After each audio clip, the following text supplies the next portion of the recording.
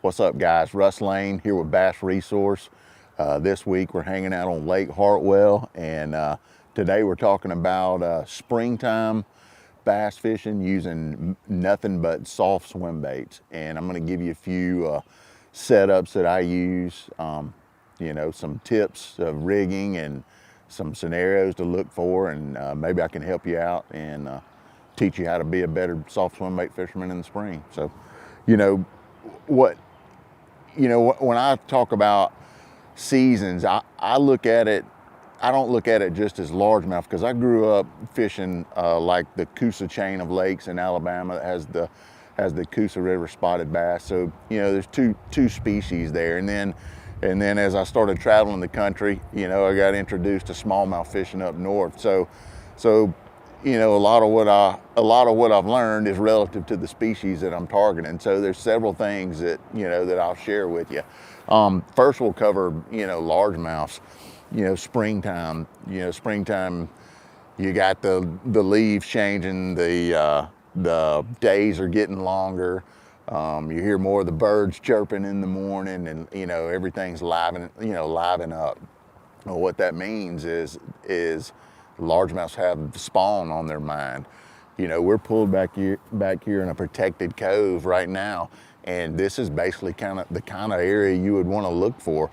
You want to find areas where you've got that westerly sun that shines on it on up in the day, and it warms those coves up, and they're protected from the north wind. So this is like a perfect scenario for that. Well, say we have fairly clear water like we do here in this area of the lake on Hartwell.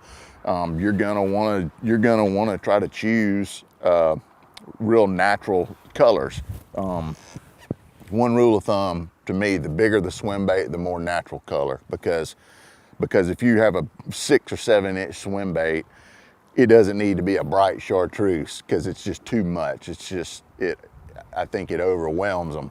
But if you're using like a little 2 inch swim bait, you can get away with a brighter one, and they can see it a little bit better. So that's just one quick thing. Two baits here that I've got that I have a lot of confidence in with chasing largemouths in the spring. One, I kind of played a part in helping design this bait with Big Bite. It's called the B6 line through. So it has has like a coffee type straw inserted in here with a weight in it, and you just run your line through it and tie it to a treble hook. Pull this deal up and stick it in. Well, this bait is really good for just bombing around, just say a parallel cast 10 feet off of the bank out there where fish would spawn, say in 4, 5, 6 foot, like a little bit deeper than what you can actually see, from the deck of your boat. And that's the fish you're gonna be targeting with this bait. It's a real high floater, so you have to reel this bait really, really slow. And on those bright, sunny days where it's real calm, you wanna keep this bait up towards the surface, slow rolling it. And those fish can see it good, and they'll come up off the bottom and hail it. I use, just like I said, a slow retrieve, and just let the bait do the work, and let the fish get honed in on it. This here is pretty much my favorite color. It's the blue gizzard. It's, golly, man, I got tons of confidence in it. It works in semi-stained water and crystal clear water.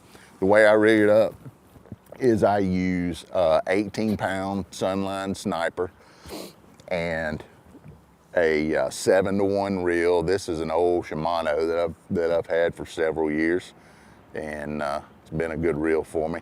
And a Phoenix Feather, a 7.3 extra heavy. So good setup for this. And like I said, that's a good way to target bigger largemouths that are spawning in that deeper water column. So on the days where maybe it's rainy or real windy or drizzly, you're not necessarily gonna want to reel that bait up high, because the fish can't see quite as good. So you're gonna have a little bit heavier bait with a little more action that they can hone in to. So you can get that heavier bait down closer to the bottom, and a more of a wide tail wag that they can really find and get on. And the bait that I use on those conditions is the Spro Megalojohn. It has the weight inside, has like a swivel harness right here with a little magnet that you can screw in there to hold your Gamakatsu treble hook. And like I said, it's a little bit beefier bait, a little bit heavier, so it runs a little bit deeper, has a little wider tail action. And I rig it up the same way. 18-pound sniper, that 7.3 Phoenix feather, extra heavy, and just, you know, just slow roll that thing. It's really good, like I said, though, when you have windy or dark, cloudy conditions.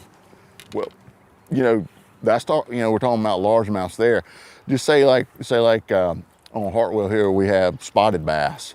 Well, a spotted bass in the springtime tends to spawn on average deeper than a largemouth will. Say if the water clarity dictates that the bigger largemouths may spawn in 5 foot right here, you know, the spots are probably going to spawn in 10 foot, you know, the bigger ones. So we're targeting bigger fish. So, and two, you know, they tend to like a smaller bait. What I do is I rig up, where is this?